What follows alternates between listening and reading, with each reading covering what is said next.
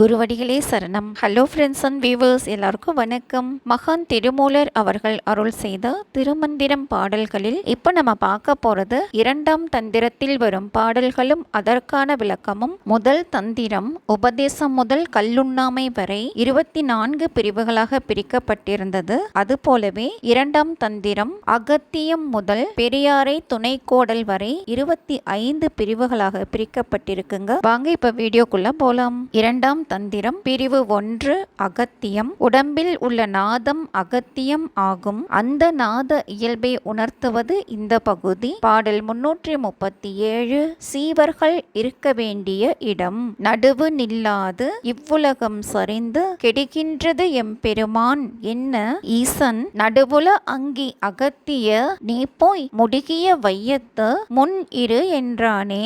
நடுவு நிற்றல் அப்படின்னா சுழுமுனையில் நிற்பது. சரிந்து கெடுகின்ற அப்படின்னா இடை பிங்களையில் பிராணனை செலுத்தி கெடுகின்ற. நடுவுல அங்கி அப்படின்னா மூலாதாரத்தில் உள்ள தீ. முன் அப்படின்னா தலையின் முன். இறைவன் அதாவது சிவபெருமான் அகத்தியரை பொதிகை மலையில் போய் தங்கும்படி பணித்த புராண கதையை பற்றி சொல்வதாகவும் எடுத்துக்கலாம். எம் இறைவ இவ்வுலகத்தவர் சுழுமுனை மார்க்கத்தில் பொருந்தி நில்லாது உலக முகமாக கீழ்நிலைப்பட்டு பிராண சக்தியை இழக்கின்றனர் என்று ஆசிரியர் இயம்பினார். இறைவன் மூலாதாரத்தின் நடுவில் உள்ள சொரூபமான நாதமே நீ போய் விரைந்து ஓடுகின்ற ஜீவனின் தலையின் முன்பக்கமாய் பொருந்தி காப்பாயாக என்று கூறி அருளினான். பாடல் 338. நாதம் ஒளிமயமாய் தலையில் பரவுதல். அங்கி உதயம் வளர்க்கும் அகத்தியன் அங்கி உதயம் செய் மேல் பாலவனொடும் அங்கி உதயம் செய் வடபால் தவமுனி எங்கும் வலம் கொள் இலங்கு ஒளிதானே.